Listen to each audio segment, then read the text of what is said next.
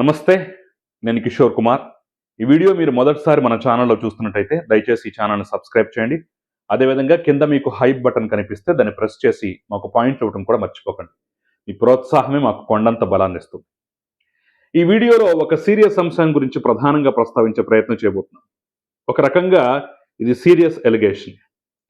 యుద్ధం చేయాల్సిన సందర్భంలో కత్తులు వరలో పెట్టేసుకొని చేతులు ముడుచు కూర్చుంటే ఏమవుద్ది? తలకాయ లేచిపోతాయి. బహుశా ఇప్పుడు కూటమి ప్రభుత్వం చేస్తున్న పని అదేనేమో అనిపిస్తోంది. యుద్ధం చేయాల్సినటువంటి సందర్భంలో యుద్ధం చేయకుండా చేతులు ముడుచుకుని నెమ్మదిగా నింపాదిగా కూర్చొని సావధానంగా జరిగేదాన్ని చూస్తూ ఆ తంతును చూస్తూ ఉండటం అనేది ఖచ్చితంగా కూటమి ప్రభుత్వానికి దెబ్బపడే అవకాశం కనిపిస్తోంది అనే భావన అయితే వ్యక్తమవుతోంది. అంటే ఏమి యుద్ధం, ఎందుకు చేయాలి, ఏ సందర్భంలో చేయాలి, ఎందుకు చేయట్లేదు, ఏం చేతులు ముడుచు కూర్చున్నారనేది కూడా నేను వివరంగా చెప్పే ప్రయత్నం చేస్తాను. ఎందుకు ఈ మాట నేను అంటున్నానయ్యా అంటే, రెండు అంశాలు ప్రధానంగా ప్రస్తావిస్తాను. ఇంకా మాట్లాడుకోవాల్సిన చాలా ఉన్నాయి, వాటిని కూడా మాట్లాడతాను. బట్ రెండు అంశాలు ప్రధానంగా నేను ప్రస్తావిస్తాను. పాయింట్ నెంబర్ 1, ఇందాపూర్ డైరీ, కల్తీ నెయ్యి, హెరిటేజు, తిరుమలకు సరఫరా. ఈ పొంతన లేనటువంటి, సంబంధం లేనటువంటి విషయాలు మొత్తాన్ని తీసుకొచ్చి బకెట్ల లెక్కన కాదు, కిలోల కొద్దీ కాదు, టన్నుల కొద్దీ బురదను తెలుగుదేశం పార్టీ మీద, కూటమి ప్రభుత్వం మీద వైసీపీ చల్లుతోంది. శాసన మండలి వేదికగా సక్సెస్ఫుల్గా ఆల్రెడీ కొంత చల్లేసింది కూడా. ఎంత దౌర్భాగ్యం! తిరుమల కల్తీ లడ్డు విషయంలో అడ్డంగా దొరికిపోయినా సరే, లడ్డూలా దొరికిపోయినా సరే, వాళ్ళు పోరాడాల్సిన స్థాయిలో గతంలో పోరాడక జాతీయ మీడియా కూడా దీని మీద నింద మొత్తం వైసీపీని, జగన్మోహన్ రెడ్డిని, సుబ్బారెడ్డిని వేలెత్తి చూపిస్తూ వాళ్ళని బద్నాం చేసినటువంటి క్రమంలో మరొక అవకాశాన్ని కూటమి ప్రభుత్వం ఇచ్చిందా అనేటటువంటి భావన అయితే కల్పిస్తోంది. ఎస్, అసెంబ్లీ సమావేశాల్లో అసలు ఈ అంశం మీద ప్రత్యేకంగా మనం మాట్లాడదాం, డిస్కస్ చేద్దాం, కడిగి పారేద్దాం అని చెప్పేసి ఆ రోజు పవన్ కళ్యాణ్, నారా లోకేష్, చంద్రబాబు నాయుడు వంటి వాడు చెప్పారు.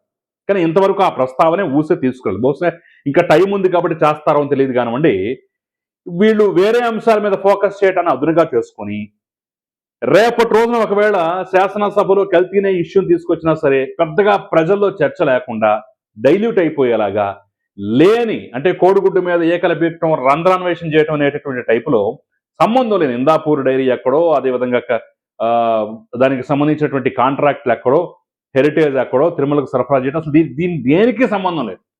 జీవితంలో ఒక్కసారి కూడా ఆ కంపెనీ పెట్టినటువంటి సందర్భంలో ఒక్కసారి కూడా ఇప్పటికీ ఈ 30-40 ఏళ్లలో హెరిటేజ్ అనేది తిరుమల తిరుపతి దేవస్థానానికి నెయ్యి సప్లై చేసినటువంటి దాఖలాలే లేవు. అయినా కానీ అక్కడెక్కడో ఇందాపూర్ డైరీ సప్లై చేస్తుందట. వాళ్ళ దగ్గర నుంచి కొన్ని పదార్థాలేవో వీళ్ళు కొంటున్నారు కాబట్టి దానికి దీనికి లింకు పెట్టేసి వాళ్ళు కల్తీనే సరఫరా చేశారు కాబట్టి ఆ ప్రాజెక్టు కూడా వేళ్లదే, ఈ కంపెనీ ఆ కంపెనీ ఒకటే అని చెప్పేసి రకరకాలుగా పొంతన లేని అంశాలన్నింటినీ తెర మీద తీసుకొచ్చి ప్రతిరోజు ఇదే రచ్చ, ప్రతిరోజు ఇదే రభస, ప్రతిరోజు ఇదే గొడవ. అసలు నోరెత్తకుండా చేసేలాగా తిరిగి ఎదురుదాడి చేస్తారేమో వీళ్ళు. అసలు రిపోర్ట్లన్నీ, లేదంటే సిబిఐ సిట్ ఇచ్చినటువంటి ఆ ఫైనల్ ఛార్జ్ షీట్ ఏదైతే ఉందో దాన్ని సభ ముందు పెట్టి కడిగి పారేస్తారేమో అని చెప్పేసి ఆశగా ఎదురు చూస్తున్న వాళ్ళందరికీ ఇప్పుడు నిరాశ ఎదురవుతాం. ఓ పక్క బొత్స సారథ్యంలో ఆ వాయిదా తీర్మానం, ఈ వాయిదా తీర్మానం, ఆ అంశం, ఈ అంశం, అద్దని ఇద్దని చెప్పేసి ఏదో రకంగా రచ్చ చేస్తున్నారు. వాళ్ళ పేపర్లో ఇదే అంశాన్ని పెద్ద పెద్ద తాటికాంత అక్షరాలతో ఇంకో రకంగా రచ్చ చేసి పడేస్తున్నారు. అసలు లడ్డూల వాళ్ళు కల్తీనే విషయంలో దొరికిన తర్వాత శాసనసభలో కానీ, శాసన మండలిలో కానీ ఫుట్బాల్ ఆడుకునే అవకాశం, గోల్డెన్ ఛాన్స్ దొరికినా కానివ్వండి, మీరు డిఫెన్స్లో పడిపోవటం ఏంటి? మీకు సంబంధం లేని, ఎక్కడెక్కడో పొంతన లేని విషయాలను బలవంతంగా కలిపి దాని పేకకు తాడు చుట్టినట్టుగా చుట్టేసి ఈ రకంగా బద్నాం చేసేస్తుంటే మీరు సైలెంట్గా ఉండిపోవడం ఏంటో అర్థం కావట్లేదు మాకని చెప్పేసి కార్యకర్తలు తలబట్టుకుంటారు. ఇదొక అంశం అయితే, ఇంకో పక్క మరొక అంశం, ఇది చాలా విచిత్రమైనటువంటి అంశం. బిల్ గేట్స్ వంటి వాడు ఆంధ్రప్రదేశ్కి వస్తే, అసలు ఆంధ్రప్రదేశే కాదు భారతదేశంలో ఏ రాష్ట్రానికి వచ్చినా సరే వాళ్ళు పండుగ చేసుకుంటారు. అద్భుతమైన అవకాశం అంటారు. అక్కడ ప్రభుత్వాలు అసలు పొంగిపోతాయి, అసలు అవకాశం దొరకటమే మహాభాగ్యం అన్నట్టుగా పొంగిపోయి ఒక రేంజ్లో ప్రచారం చేసుకుంటాయి. మన ఆంధ్రప్రదేశ్లో మాత్రం రివర్స్. మేధావుల పేరుతో ఉన్నవాళ్ళు, జర్నలిస్టు పేరుతో ఉన్నవాళ్ళు బిల్ గేట్స్ లాంటి వాడిని తిట్టకుండా తిడతారు. వాడు, వీడు, చండాలుడు, దరిద్రుడు అని చెప్పేసి. ఒరే బాబు, కొన్ని లక్షల కోట్ల రూపాయలు తన సంపద నుంచి విరాళంగా ఇచ్చేసి ఒక ఫౌండేషన్ ఏర్పాటు చేసి ప్రపంచ దేశాల్లో అనేక సేవా కార్యక్రమాలు చేస్తున్నటువంటి వ్యక్తిని పట్టుకొని ఇంత దుర్మార్గంగా దూషిస్తూ, అసలు ఆ వ్యక్తి ఆంధ్రప్రదేశ్లో అడుగుపెట్టడమే మహాపాపం, మహానేరం, మహాఘోరం, ఇంతకు మించినటువంటి కళంకం ఇంకేదన్నా ఉంటుందనే రేంజ్లో ప్రచారం చేస్తుంటే ఏ స్థాయిలో కౌంటర్ ఇవ్వాలి, ఏ స్థాయిలో ఆడుకోవాలి కనిపించట్లా. ఆ స్థాయి అయితే కనిపించట్లా. చాలా మందికి కూడా వీళ్ళు నిద్రతున్నారేంటి, నిజంగానే బిల్ గేట్స్ అంత చెడ్డవాడా, నిజంగానే ఆయన అంత దుర్మార్గుడా, నిజంగానే అంత పాపాత్ముడా, నిజంగానే అసలు మన గడ్డ మీద అడుగు పెట్టడానికి అర్హత లేనటువంటి వ్యక్తి అని చెప్పేసి సందేహపడేటటువంటి స్టేజ్లో విషయ ప్రచారం చేశారు. దీనికోసం ఎవరెవరిని దింపారు, ఎంత ఖర్చు పెట్టారు, ఇవన్నీ మనం ప్రత్యేకంగా ఏలిన వారికి చెప్పక్కర్లా. వాళ్ళకి తెలుసు, వాళ్ళ మదిలో ఉన్నాయి, వాళ్ళ మనసులో ఉన్నాయి, ఆ వివరాలన్నీ వాళ్ళకు ఉన్నాయి. మరి అంత ఖర్చు పెట్టి బిల్ గేట్ లాంటి వాడి యొక్క పర్యటనను కూడా ఇంత వివాదాస్పదం చేసేసి, ఇంత దారుణం చేసేసి, సోషల్ మీడియా ఇన్ఫ్లుయెన్సర్ల రంగంలో దింపేసి ఇంత రచ్చ, ఇంత రభస్ చేస్తుంటే కౌంటర్ ఏ స్థాయిలో ఉండాలి, ఏ స్థాయిలో ఆడుకోవాలి? నిజంగా ఆ స్థాయిలో జరుగుతోందా? లేదు. ఆ స్థాయిలో కౌంటర్ ఇస్తున్నారా? లేదు. అదే యుద్ధం చేయాల్సిన సమయంలో కత్తిని జాగ్రత్తగా వరలో పెట్టేసి, ఆ వరను ఎక్కడో బీరువాలో పెట్టేసి చేతులు ముడుచుకుని కూర్చుంటే ఏమొస్తుంది? ఏమీ రాదు. ఉన్న తలకాయ కూడా ఎగిరిపోద్ది. చెయ్యండి. చెయ్యాల్సిన సమయంలో యుద్ధం చెయ్యాలి, తిప్పాల్సిన సమయంలో కత్తిని తిప్పాలి, లేకపోతే సర్వం పోద్ది. అలా చెప్పుకుంటూ పోతే వరుస విష ప్రయోగాలు, వరుస విషం జల్లేటటువంటి కార్యక్రమాలు. నారా లోకేష్ ఆయనకున్నటువంటి ఆసక్తి మేరకు సరదాగా క్రికెట్ చూస్తూ ఉంటాడు. అక్కడికి వెళ్ళి మరి ఎక్కడన్నా స్టేడియంలో జరుగుతుంటే మన చుట్టుపక్కల ఇండియా పాకిస్తాన్ మ్యాచ్ అంటే అవకాశం ఉన్న ప్రతి ఒక్కళ్ళు వెళ్తారు. దాన్ని మించినటువంటి ఎంటర్టైన్మెంట్ ఏముంటుంది చెప్పండి, దాన్ని మించినటువంటి భావోద్వేగం ఏముంటుంది చెప్పండి. అట్లా నారా లోకేష్ వెళ్ళి ఇండియా పాకిస్తాన్ క్రికెట్ మ్యాచ్ కొలంబోలో జరుగుతుంటే దాన్ని వెళ్ళి చూశాడు. ఆయన సహజంగా ఆయన పరివారం, వాళ్ళ స్నేహితులు కలిసి వెళ్ళారు. నెక్స్ట్ డేనే బిల్ గేట్ పర్యటన కూడా వచ్చాడు. ఈ ఫోటోలు పెట్టేసి ఇంకేముంది, ప్రజాధనం మొత్తం స్పెషల్ ఫ్లైట్ల పాలు, అద్ది ఇద్ది అని చెప్పేసి విష ప్రచారం. పోనీ పలానా స్పెషల్ ఫ్లైట్కి ఇంత చెల్లించారు, ప్రభుత్వం నుంచి జీవో వచ్చింది, ఇంత డబ్బులు ప్రభుత్వం నుంచి ఖర్చు పెట్టారని చెప్పేసి ఒక్క చిన్న పేపర్ మొక్కన ఆధారం చూపించారా? లేదు. కొట్టు, మన సోషల్ మీడియా ఉంది కదా, కొట్టు అని చెప్పేసి విపరీతంగా కొట్టుడు. చివరికి ఆయన ఫ్లైట్ ఖర్చు నాదే, టికెట్ ఖర్చు నాదే, నా దుడ్లు నేను ఖర్చు పెట్టుకున్నాను, నీ దుడ్లు ఏమైనా ఖర్చు పెట్టానని చెప్పేసి వ్యంగ్యంగా వెటకారంగా ట్వీట్ పెడితే తప్ప ఎందుకో ఆ ఇంపాక్ట్ అనేది కనిపించలే.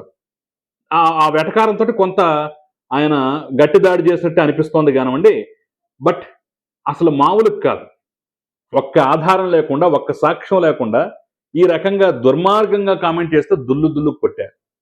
ఒక పేపర్ ముక్క ఏదైనా పెట్టి ఇది ఫలానా జీవ ప్రకారం ఈయన విలాసాలకి, ఈయన ఖర్చులకి, దానికి దీనికి ఇంత డబ్బు చెల్లించారు అని చెప్పేసి ఏదైనా ఒక చిన్న పేపర్ ముక్కో జీవోనం ఉంటే ఓకే, వెల్ అండ్ గుడ్. ఏమీ లేకుండా కొట్టేయి, రచ్చ చేసేయి, రభస చేసేయి, ఇట్లా ఉంటది. అలాగే బొత్స సత్యనారాయణ అని కిరాకార్పి చేసినటువంటి కామెంట్ల అంశంలో కూడా చేయాల్సిన స్థాయిలో, దాన్ని ఖండిస్తూనే చేయాల్సిన స్థాయిలో ఎదురుదాడి చేయొచ్చు వీళ్ళు కూడా. ఎందుకంటే ఆ రోజు జగన్మోహన్ రెడ్డి అచ్చెన్నాయుడిని ఏమన్నాడు, సిదిల అప్పర్రాజు చంద్రబాబు నాయుడు ఏమన్నాడు, శ్రీకాళహస్తి మాజీ ఎమ్మెల్యే మధుసూదన్ రెడ్డి అతను చంద్రబాబు నాయుడిని, కూటమి ప్రభుత్వాన్ని పట్టుకుని ఏమన్నారు, మిగిలిన వాళ్ళు పవన్ కళ్యాణ్ ఎన్ని బూతులు తిట్టారు, ఎంత గలీజ్గా మాట్లాడారు, ఇవన్నీ కన్వీనియంట్గా పక్కన పెట్టి అమ్మో బొత్సనంటారా, ఎంత గొప్పవాడు, ఎంత గొప్ప రాజకీయవేత్త, ఈ రకంగా ఆయనలో ఉన్నటువంటి పుట్టుకతో వచ్చిన లోపాన్ని వెక్కిరించడం తప్పే, అంతవరకే పరిమితం అవ్వండి. కానీ బొత్స గొప్ప రాజకీయవేత్త, గొప్ప పరిపాలన దక్షుడు అన్నట్టుగా మీరే చెప్తారు కదా. 100 స్కాములు మీరే చెప్పారు కదా, 30 లక్షలకి 30 ఎకరాలు తీసుకున్నాడని, సత్య డిస్టిలరీ పేరుతోటి ఆ రోజుల్లో మద్యం స్కాములు ఇతను కూడా ఉన్నాడని, ఓక్స్ వ్యాగన్ దగ్గర నుంచి మొదలు పెడితే విద్యాశాఖలో నిన్న మొన్నటి వరకు టీచర్ల బదిలీకి కూడా లంచాలు వసూలు చేసి 64 కోట్లు దొబ్బేశాడని చెప్పేసి చెప్పుకుంటూ పోతే బోలెడు కథలు ఉన్నాయి కదా. మరి వాటన్నిటినీ మర్చిపోయి కనున్నట్టుగా బొత్స అంత గొప్పవాడు, ఇంత గొప్పవాడు ఎందుకు? తిప్పాల్సిన టైంలో కత్తులు తిప్పాలి కదా. చేయాల్సిన టైంలో ఎదురుదాడి చేయాలి కదా, లేకపోతే ఏం జరుగుతుంది? ఇట్లా చెప్పుకుంటూ పోతే బోలెడు అంశాలు.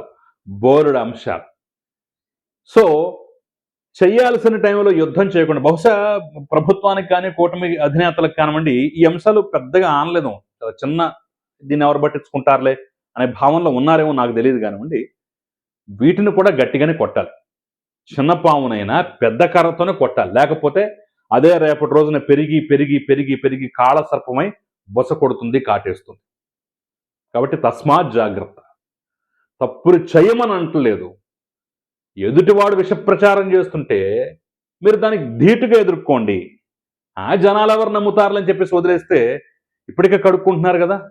వ్యవసాయం దండగని చంద్రబాబు అన్నాడు అనేటటువంటి మాటను ఎప్పటికీ అట అన్నట్టుగా ఒక్క పేపర్ క్లిప్ లేదు, ఒక్క వీడియో బైట్ లేదు, ఎక్కడ ఏ సాక్ష్యం లేదు, ఏ ఆధారం లేదు. కానీ దాదాపు 20 ఏళ్లుగా అదే రచ్చ, అదే రభస, అదే అంశం మీద ఇంకా బురద కడుక్కుంటూనే ఉన్నారు. ఆదిలోనే తుంచేయాలి. తుంచేయకపోతే అది మహావృక్షమే రేపు మనల్నే పెకలిస్తుంది. తస్మాత్ జాగ్రత్త. రైట్. ఈ అంశం మీకు నచ్చినట్టయితే దయచేసి సబ్స్క్రైబ్ చేయండి, మన ఛానల్ని లైక్ చేయండి. Thank you very much.